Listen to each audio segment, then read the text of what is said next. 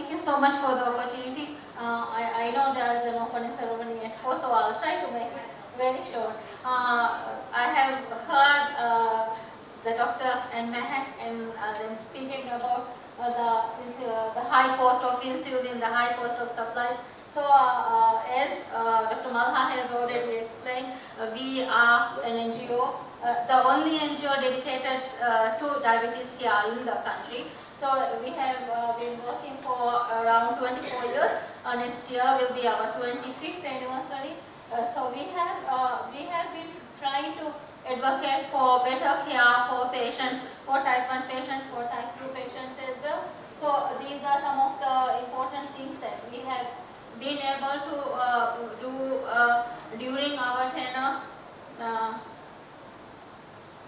So as many of the speakers have mentioned, the high cost and accessibility of insulin becomes an issue, and even though we have a very few patients, it becomes a big issue for us as well. So the number one thing is changing of government policies. So when since we came into existence, we have been advocating, we have been trying to make policy changes to include insulin and other related diabetes care so that the out-of-pocket expenses would be reduced for the patients.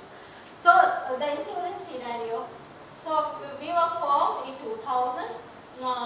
Since 2000, the insulin vials and syringes were used in the country. If you remember, there was a tsunami in 2004 where the Maldives was affected, almost all the islands were affected in the country.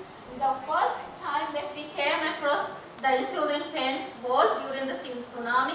We got a lot of donations from outside the country. So there we came across the insulin pen the first time. So after that we were advocating to provide insulin pens for the patients, and we came to an agreement for Insulin for Life Australia. Since there were only 35 patients then registered with us, we were able to provide pens through Insulin for Life Australia. Tax was exempted through WHO and the Ministry of Health. We started the Save a Diabetic Child project in 2008, and then we became part of Life for a Child program. So we were able to provide insulin pens to all the kids in the country. The government introduced the Universal Health Coverage Scheme in 2009. Since 2006, we were trying to lobby the government to include insulin pens under the insurance scheme, and in 2017, I am very happy to say, insulin pen was introduced under the Universal Health Scheme, and it's now available free of cost for all the type 1 diabetics in the country. So as you say, advocate, advocate, advocate, and it works. So it works. So it is now under the National Insurance Scheme, and every type 1 and type 2 will get insulin pens free of charge in the country. So lobbying the government, then again,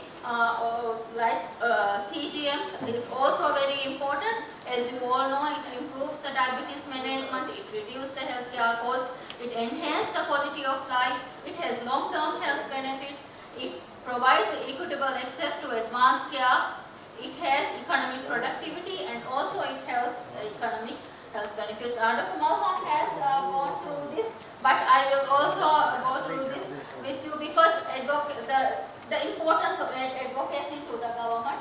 When we received the first pump, it was 2013, 2016. You can see Dr. Jyoti there. He visited us in one of our camps in 2016, and he introduced the pump to us. And then he donated 10 second-hand pumps to Diabetes Society of Maldives, which was subsequently given to 10 youths living with diabetes. We were able to lobby through the results of these pumps.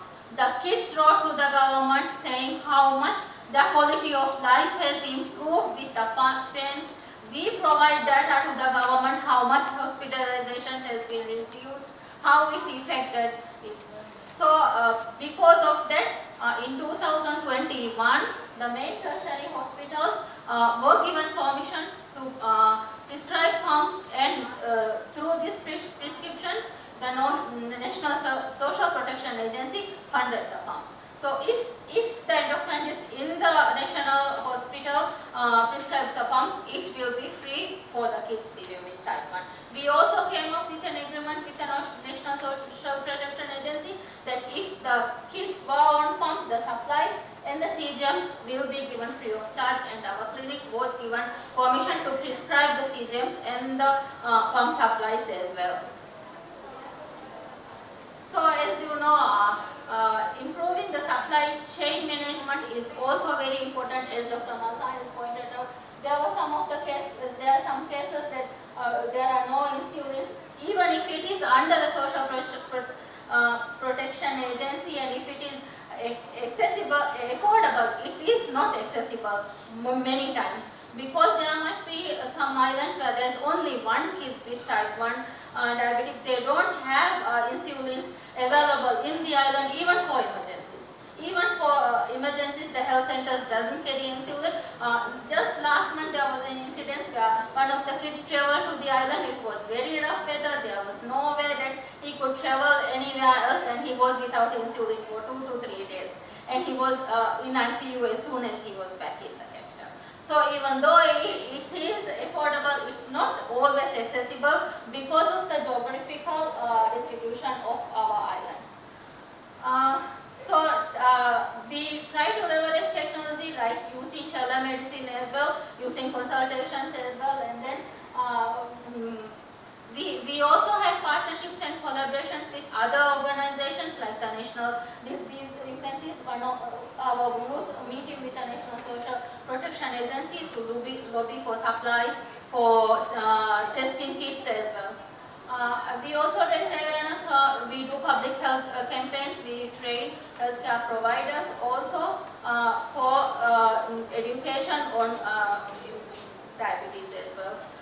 We also try to promote local solutions like establishing community health programs that includes diabetes screening and education, which can help in early diagnosis and reducing the need for insulin in type 2 diabetes.